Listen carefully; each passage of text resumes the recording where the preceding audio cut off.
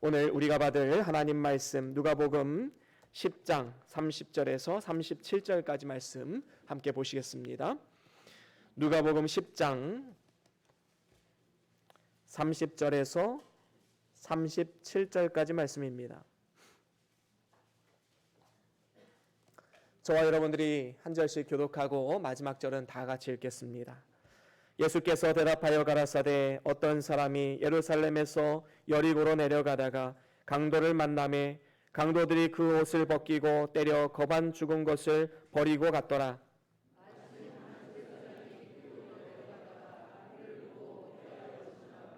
또 이와 같이 한 레위인도 그곳에 이르러 그를 보고 피하여 지나가되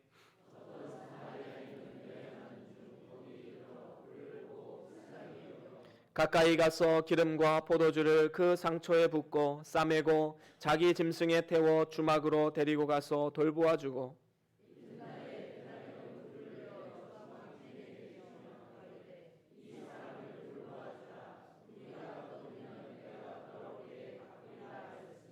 내 의견에는 이 세 사람 중에 누가 강도 만난 자의 이웃이 되겠느냐? 가로되 자비를 베푼 자니이다. 예수께서 이르시되 가서 너도 이와 같이 하라 하시니라. 아멘. 아멘. 우리 다 같이 말씀 들고 함께 선포하시겠습니다. 시작. 주의 말씀은 내 발의 등이요 내 길의 빛이 되십니다. 주여 말씀하옵소서. 주의 종이 듣겠나이다. 아멘. 아멘. 오늘은 누가복음 10장 30절에서 37절 말씀으로 주님의 사랑에 관해서 우리가 함께 말씀을 나눠보길 원합니다. 우리가 지난주에는 주님의 은혜에 대해서 살펴보았지요. 이 은혜와 사랑은 어쩌면 비슷한 개념이기도 합니다. 특별히 오늘 말씀을 통해서 주님의 사랑이 어떠한 사랑인지 우리가 함께 깊이 살펴보길 원합니다. 오늘 말씀을 보면 하나의 질문에서 이 이야기가 시작되었음을 우리는 확인할 수 있습니다. 율법의 정신이 무엇입니까? 하나님을 사랑하고 이웃을 사랑하는 것이다 라는 것인데, 그러면 이웃이 누구인가? 라는 질문에서 이 이야기가 나오게 되었습니다. 이것을 가르쳐주기 위해서 주님은 한 가지 예화를 들려주시지요. 어떤 사람이 예루살렘을 떠나서 여리고로 내려가다가 강도를 만나게 됩니다. 그래서 소지품과 옷을 다 빼앗기게 되었지요. 너무 매를 많이 맞아서 거반 죽게 되었습니다. 그리고 버림을 당했습니다. 그런데 그때 마침 제사장, 종교 지도자가 나타나서 지나가게 됩니다. 그를 보았지만 어떻게 합니까? 피해서 도망가 버립니다. 그때 잠시 후에 한 레위인이 지나갑니다. 그를 보았습니다. 하지만 제사장과 똑같이 피해서 도망가기 바빴습니다.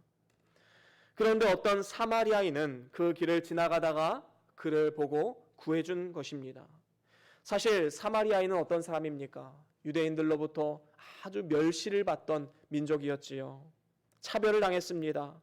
그들은 이스라엘과 아수르의 혼혈족이었기 때문에 그들은 개만도 못한 민족이다라고 유대인들은 말했습니다. 그래서 남쪽에 사는 유대인들이 이스라엘 북쪽을 가야만 할 때는 중간에 반드시 사마리아 지역을 지나게 되어 있는데, 이 사마리아 사람들을 보기 싫어서 일부러 먼 길을 선택해서 돌아서 가는 이러한 멸시천대를 받았던 것이지요. 그런데 오늘 말씀에 보면 이 강도를 만난 유대인이 누구의 도움을 받았습니까? 바로 사마리아인의 도움을 받게 된 것입니다. 제사장도 아니었습니다. 레위인도 아니었습니다. 유대인들이 그토록 멸시하던 사마리아인이 도움을 주게 되었던 것입니다. 이렇게 강도를 구해준 이 사마리아인은 예수 그리스도의 모형이 되는 것이지요. 그래서 이 사마리아인의 헌신과 사랑을 통해서 우리는 그리스도의 사랑과 헌신을 엿볼 수가 있는 것입니다. 예수 그리스도께서는 육신을 입고 이 땅에 오셔서 완벽한 인성과 완벽한 신성을 가지신 인류의 구세주이신 것이지요. 그래서 오늘 말씀을 통해서 이러한 그리스도의 모형으로서 사마리아인이 어떠한 사랑을 베풀어 주었는지 우리는 깊이 있게 살펴볼 것입니다. 그리고 37절에 보듯이 너희도 이와 같이 하라 라고 우리 주님이 말씀하신 것처럼 우리도 그 사랑을 따라서 실천하는 삶을 살아가야 마땅한 것입니다. 그렇다면 그 주님의 사랑은 어떠한 사랑인가? 우리가 먼저 살펴볼 필요가 있지요. 그 주님의 사랑, 첫 번째는 긍휼히 여기는 사랑입니다. 오늘 본문 말씀 33절에 보면 어떤 사마리아인은 여행하는 중 거기 이르러 그를 보고 불쌍히 여겨라고 말씀하고 있습니다. 사마리아인은 지금 강도를 만나서 거반 죽게 된 이 사람을 바라보면서 긍휼한 마음을 가졌습니다. 이것은 남의 일이 아니라 내 일이다 라는 생각으로 그 사람에게 다가갔던 것이지요. 이것이 바로 연민입니다. 그 사람의 고통을 함께 느끼는 것. 하나님께서 우리를 구원하신 동기가 바로 이것입니다. 긍휼한 은혜, 긍휼한 사랑에서 시작된 것임을 우리에게 보여주고 있는 것이지요. 우리는 그냥 가만 내비두면 죄와 사망으로 저주받아 멸망할 수밖에 없는 인간입니다. 하지만 하나님께서 우리를 구원하시기 위해서 스스로 낮아지셔서 낮고 천한 이 땅 가운데 내려오신 것이지요. 그래서 빌립보서 2장 6절과 7절에는 이렇게 말씀합니다. 우리가 잘 아는 말씀이지요. 같이 한번 읽어보겠습니다. 시작. 그는 근본 하나님의 본체시나 하나님과 동등됨을 취할 것으로 여기지 아니하시고.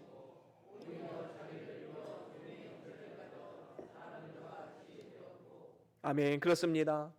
우리 주님께서는 하늘의 모든 영광을 내려놓으시고 이 땅 가운데 낮고 천한 모습으로 종의 형체를 입어 오셨다라고 말씀하고 있습니다.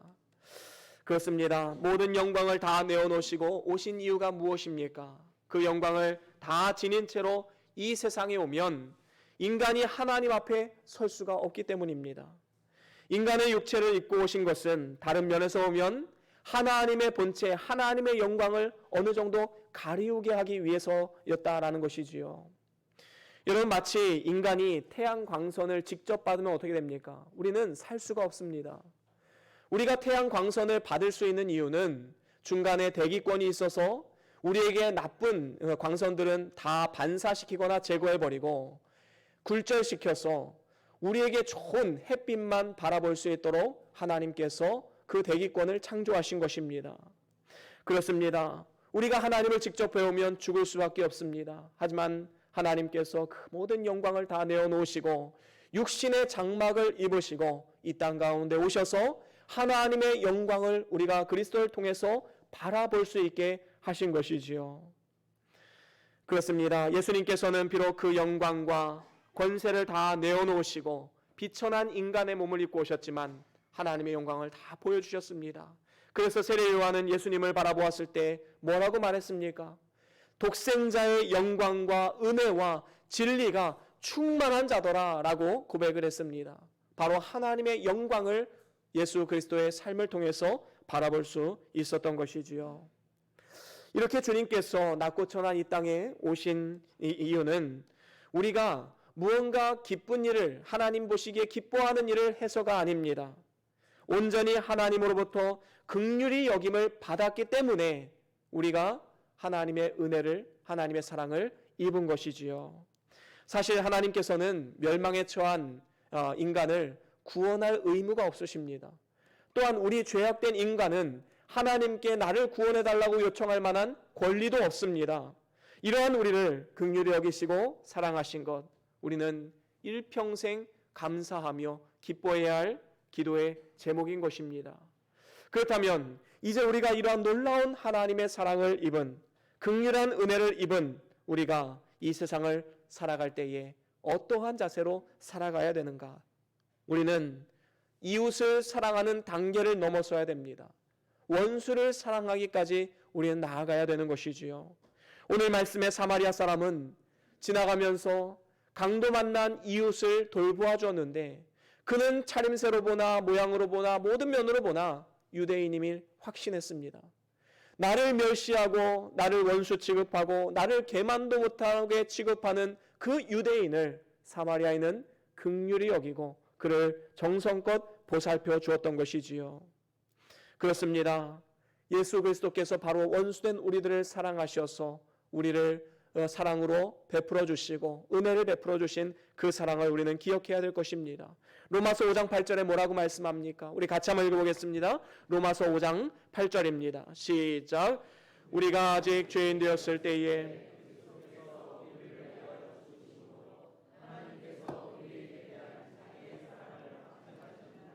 그렇습니다. 우리가 죄인 되어 하나님과 원수지간이 되었을 때에 하나님께서는 기꺼이 우리에게 독생자 예수 그리스도를 보내주시고 십자가에 죽게 하심으로써 하나님께서 우리에 대한 자기의 사랑을 확증하셨다라고 말씀하고 있습니다. 확실히 보여주신 것이지요. 우리가 이러한 놀라운 사랑을 입었기에 나를 박해하고 나를 힘들게 하는 그 사람까지도 용서하고 사랑할 수 있는 것입니다. 그것은 우리의 힘으로 하는 것이 아니지요. 주님께서 공급하여 주시는 힘과 능력으로 하는 것입니다. 오늘도 저와 여러분들이 주님의 이 긍휼한 마음, 원수까지도 사랑하는 그 마음을 우리가 본받아서 우리의 힘으로 할 수 없는 진정한 사랑과 용서를 삶 가운데 실천하면서 하나님의 기쁨이 되는 축복의 삶을 살아가는 복된 삶이 될 수 있기를 주의 이름으로 간절히 축원합니다. 그런가 하면 두 번째로 주님의 사랑, 두 번째는 싸매어 주시는 사랑입니다. 본문 34절 후반 전반절에 보면 이렇게 말씀하고 있습니다. 가까이 가서 기름과 포도주를 그 상처에 붓고 싸매고 라고 말씀하고 있습니다. 지금 사마리아에 있는 여행자들이 가지고 있는 상비약으로 환자에게 발라서 임시로 긴급 치료를 해주는 장면을 우리는 보게 됩니다. 이것은 예수님께서 우리를 어떻게 치료하셨는지 잘 보여주는 대목이기도 하지요. 사마리아인은 기름과 포도주를 그 상처에 부었는데 그 의미는 무엇입니까? 그 상처 부위를 살균시키고 통증을 없애주기 위해서였습니다. 이것은 바로 예수님께서 우리를 어떻게 대하셨는지, 어떠한 종류의 사랑으로 우리를 사랑하셨는지 잘 보여주고 있는 것이지요. 시편 147편 2절에 보면 이렇게 말씀합니다. 우리 함께 같이 읽어보겠습니다. 2절과 3절 함께 읽습니다. 시작. 여호와께서 예루살렘을 세우시며 이스라엘의 흩어진 자를 모으시며 상심한 자를 고치시며 저희 상처를 싸매시는도다. 아멘. 그렇습니다. 우리가 이 세상을 살아가면서 수많은 상처와 아픔, 고통으로 피투성이 된 상태가 되었습니다. 그래서 버림받은 자들이었습니다. 하지만 우리 주님께서 상심한 자를 고치시고 우리의 상처를 싸매어 주셔서 하나님 안에 온전한 자로 우리를 거듭나게 만드신 것입니다. 어떻게 치료하셨습니까? 그의 살을 다 찢기시고 피를 흘리셔서 우리의 모든 죄를 사해 주신 것입니다. 그렇습니다. 예수의 피는 어떠한 사람의 죄라도 다 사하고도 남는 능력의 피임을 우리는 기억해야 할 것입니다. 그 능력의 피로 우리를 싸매어 주시고 또한 모든 상처와 아픔, 죄와 사망으로부터 참된 자유함을 누릴 수 있도록 인도하여 주신 것입니다. 그렇습니다. 이렇게 싸매어 주시는 사랑을 입은 우리들, 이제 그리스도의 흔적이 남은 사람들입니다. 사도 바울은 뭐라고 고백했습니까? 갈라디아서 6장 17절에 보면 이렇게 고백합니다. 함께 읽어보겠습니다. 시작. 이후로는 누구든지 나를 괴롭게 말라. 내가 내 몸에 예수의 흔적을 가졌노라. 아멘. 그렇습니다. 우리가 사실 상처가 나게 되면 그 상처를 소독하고 붕대로 싸매어도 사실 상처는 남습니다. 그러면 그 상처를 바라보면 그때 상황이 우리는 떠올릴 수밖에 없는 것이지요. 여러분, 강도 만났던 이 사람에게 이 상처의 흔적, 그것은 그 사마리아인의 사랑과 은혜에 대한 기억을 떠올리게 했을 것입니다. 나를 긍휼히 여기고 돌봐주었던 그 사마리아인의 사랑, 그것이 바로 증거가 되었던 것이지요. 그래서 그 상처를 볼 때마다 또 감사할 수밖에 없는 것입니다. 그렇습니다. 우리도 역시 그리스도의 대속의 피로 말미암아 우리를 싸매신 그 흔적을 우리는 자랑해야 되는 것입니다. 주님의 보혈은 치유하는 능력이 있습니다. 위로하시는 능력이 있습니다. 이미 그리스도의 피로 우리는 모두 다 치유함을 받고 위로함을 받았습니다. 이제 우리에게 남겨진 것은 흔적입니다. 그리스도께서 나를 얼마나 사랑하셨는지 그 흔적을 우리는 기억해야 되는 것이지요. 마치 예수님께서 십자가에 달려 죽으신 후에 부활하셨지만 제자들에게 나타나셨을 때 그의 옆구리에는 창자국이 있었고 그의 손과 발에는 못자국이 있었습니다. 영광의 상처이지요. 부활에 대한 증거입니다. 다시 사신 영광의 흔적들이지요. 여러분, 우리는 그리스도 알기 전에 부끄러운 죄를 지었던 사람이지만 이제는 그리스도를 안 이후에, 구주로 믿고 영접한 이후에 그 모든 부끄러운 것들이 이제는 나의 간증이 되고 하나님의 영광을 자랑하는 도구가 됨을 우리는 보게 됩니다. 이렇게 죄 많고 울 많았던 나를 사랑하신 그 놀라운 사랑, 하나님의 사랑을 우리는 간증할 수밖에 없는 것이지요. 사도 바울에게는 주님을 알기 전에 그리스도인들을 핍박하고 교회를 박해하고 믿는 사람들을 옥에 가두는 이러한 일에 앞장섰습니다. 도대체 내가 왜 그 일을 했을까? 내가 알지 못하고 한 이 일을 했구나. 얼마나 후회가 되었겠습니까? 하지만 이렇게 죄 많은 자신을 구원하시고 싸매어 주신 주님의 사랑을 그는 일평생 증거하는 삶을 살아갔습니다. 하나님의 사랑을 깨닫고 보니 이 모든 것이 하나님의 사랑의 결과, 사랑의 흔적이었다라는 것이지요. 내가 이런 죄인이었습니다. 하지만 주님께서는 이러한 나를 사랑하시고 구원하셔서 하나님의 자녀로 만들어 주셨습니다.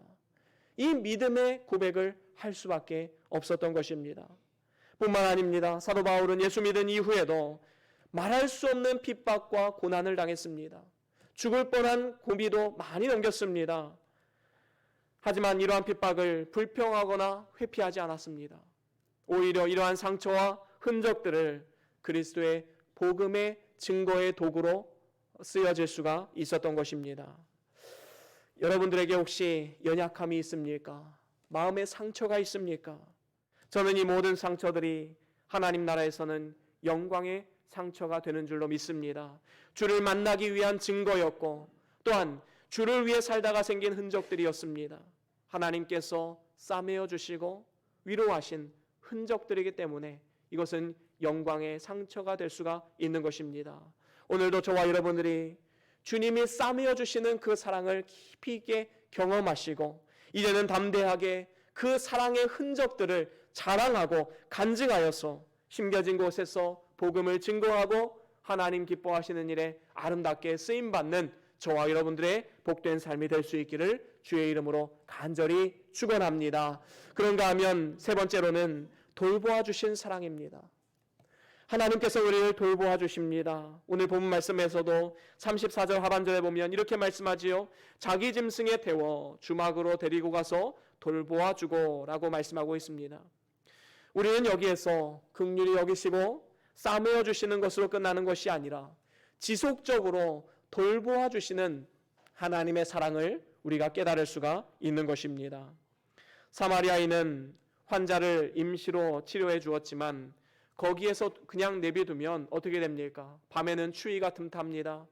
그리고 들에 들짐승이 있습니다. 어떻게 될지 모르는 이러한 상황이었기 때문에 그를 데리고 가서 환자가 온전할 때까지 잘 돌보아 주었던 것입니다. 그렇습니다. 우리의 구원을 시작하신 하나님께서 착한 일을 시작하시고 도중에 내어버리시는 것이 아니라 고아와 같이 버려두시는 것이 아니라 끝까지 완성시키시는 분임을 우리는 기억해야 할 것입니다. 그 모습은 어떤 모습입니까? 사마리아인이 자기가 가지고 온 그 짐승의 등에 태워서 자신은 걸어가고 그를 함께 걸어가면서 주막까지 함께 걸어갔던 그 길을 우리에게 보여주고 있는 것입니다. 이것이 바로 놀라운 하나님의 돌보아 주시는 사랑인 것이지요.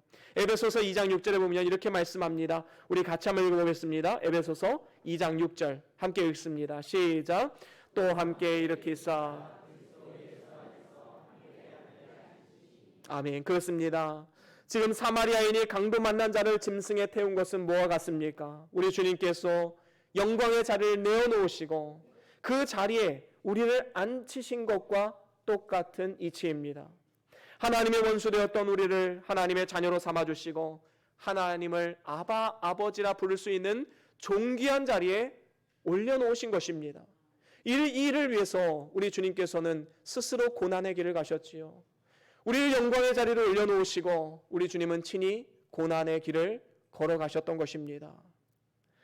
이러한 사실은 오늘날을 살아가는 우리에게 어떠한 도전을 주고 있습니까? 우리도 역시 주님의 사랑을 입은 자로서 우리 주변에 있는 사람들을 돌보고 사랑하는 사명을 다해야 됨을 우리에게 교훈해 주고 있는 것입니다. 우리는 고난까지도 각오하고 그 일을 가야 되지요. 이를 위해서 하나님께서는 우리에게 교회를 주셨습니다. 교회는 주님이 우리를 돌보아 주신 것처럼 이 세상에서 고단하고 짐을 지고 살아가는 우리 모든 사람들에게 쉼과 안식을 제공해 주는 곳이 되어야 하는 것입니다. 사도행전 20장 28절에 보면 이렇게 말씀하시죠. 교회에 대해서 뭐라고 말씀하셨습니까? 사도행전 20장 28절 다 같이 함께 읽어보겠습니다. 시작.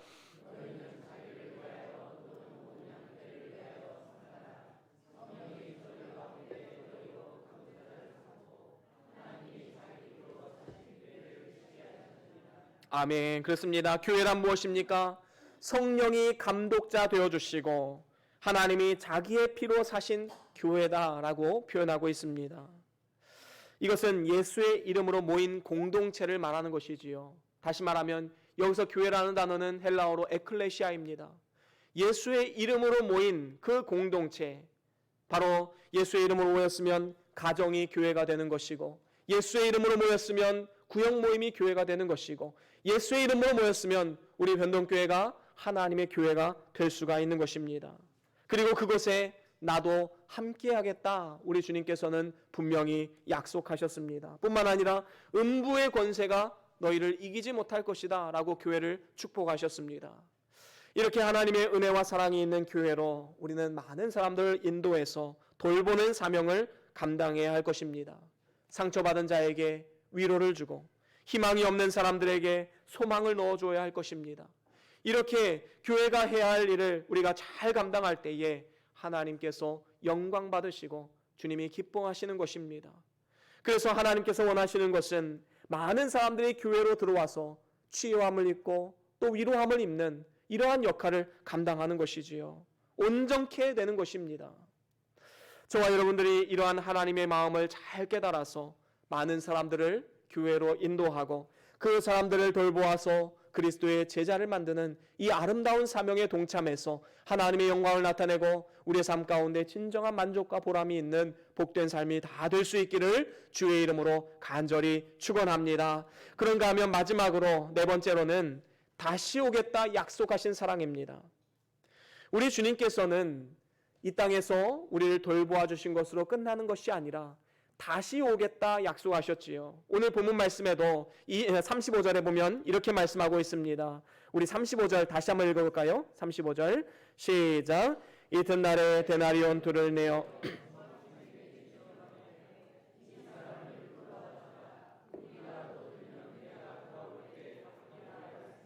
아멘. 그렇습니다.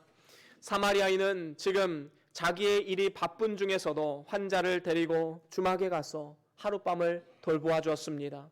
그리고 이제 떠나야 할 시간이 왔습니다. 그런데 그냥 떠나는 것이 아니라 주인에게 다시 올 것입니다 라고 약속하고 떠난 것입니다.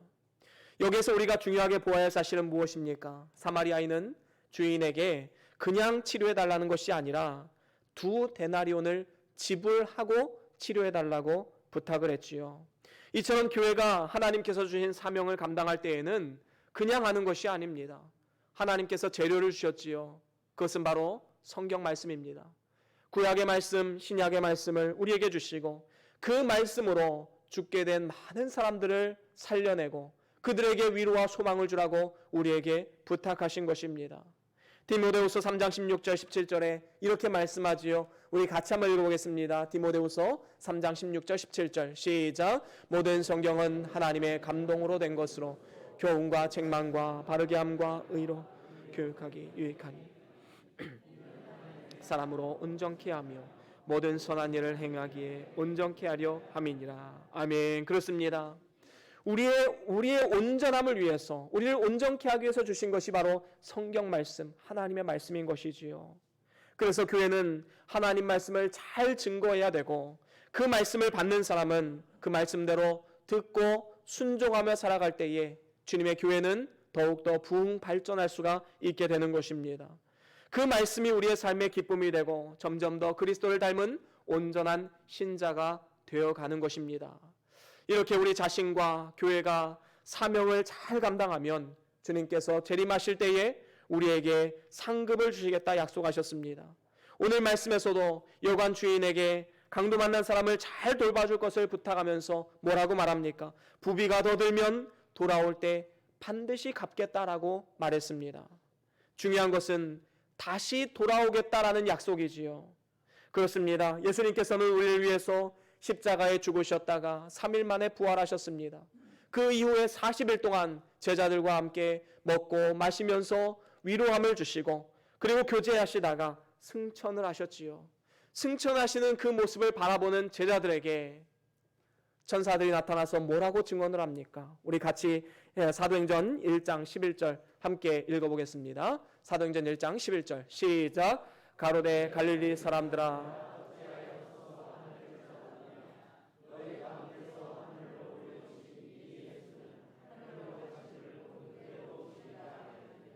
아멘. 그렇습니다. 주님께서 하늘로 올라가신 그대로 다시 오실 것이다 라고 약속해 주고 계심을 우리는 볼 수 있습니다. 그래서 예수님께서 다시 오실 때 믿음 안에서 죽은 성도들은 부활하여서 온전한 몸을 입을 것이고 또한 살아서 주를 맞이하는 성도들은 다 변화되어서 기쁨으로 주를 맞이하게 될 것입니다. 이러한 하나님의 다시 오심, 재림을 바라보며 우리는 이 땅을 살아가야 되는 것이지요. 여러분 한번 생각해 보십시오. 주님의 주인이 돌아왔을 때에 주막에 맡긴 이 죽게 되었던 이 사람이 온전하게 치료된 모습을 바라보면서 그 사마리아인은 얼마나 기뻐했겠습니까? 이러한 의미에서 볼 때 예수님이 이 땅에 다시 오시는 날은 우리에게 축복의 날이고 영광의 날이고 최후 승리의 날이고 기쁨의 날임을 우리는 분명히 기억해야 할 것입니다. 그렇습니다. 오늘 우리가 주를 위해 살아가는 모든 일들 절대로 헛된 것이 아닙니다. 주를 위해 헌금하고 주를 위해 봉사하고 주를 위해 생명을 살리는 일을 감당하는 것, 때로는 그 길이 가시밭길이고 때로는 그 길이 손해보고 핍박을 받는 고난의 길이라 할지라도 주님 오시는 그날에 분명히 다 갚아주시고 또한 우리를 영광의 자리로 인도해 주시리라 하나님은 약속해 주셨습니다. 우리는 다시 오실 주님, 행한 대로 갚아주시는 주님을 바라보며 이 땅 가운데 믿음을 써서 하루하루를 살아가야 할 것입니다. 이제 말씀을 마무리합니다. 하나님께서는 우리에게 진정으로 원하시는 삶의 정신이 있습니다. 그것은 하나님을 사랑하고 이웃을 사랑하는 것입니다.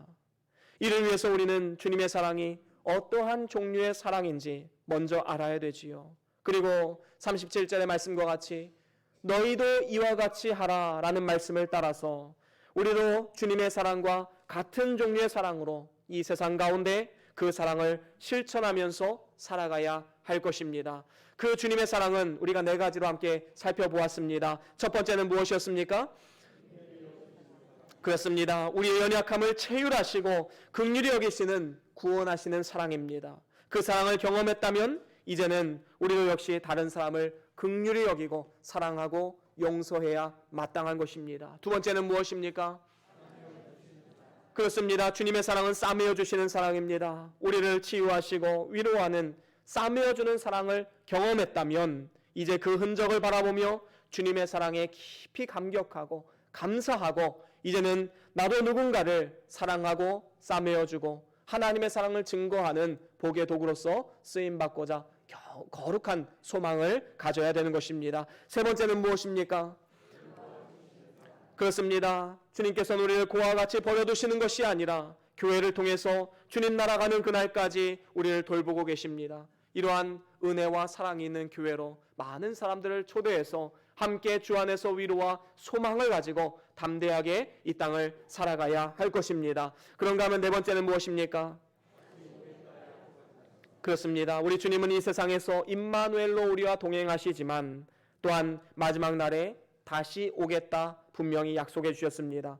우리가 행한 대로 상급을 주시겠다 약속하셨고 우리에게 영광과 하나님의 축복과 위로가 있을 것이다 라고 분명히 약속하고 있습니다. 이러한 위로와 소망이 있는 약속을 붙잡고 우리는 하루하루를 담대히 살아내야 할 것입니다. 사랑하는 우리 변동교회 성도 여러분, 이 4가지 주님의 사랑을 본받아서 그 사랑을 실천함으로써 하나님을 사랑하고 이웃을 사랑하라는 하나님의 뜻을 이루고 우리의 삶 가운데 무한한 복을 누리면서 하나님이 예비하신 모든 상급과 영광을 받아 누릴 수 있는 축복된 삶이 다 될 수 있기를 주의 이름으로 간절히 축원합니다. 우리 다 같이 오늘 받은 말씀 기억하시면서 잠깐 동안 기도하시겠습니다. 어떠한 거룩한 결단이 생기셨습니까? 어떠한 마음의 감동이 생기셨습니까? 하나님의 음성입니다. 그 말씀 붙잡고 우리가 잠깐 동안 기도하시겠습니다.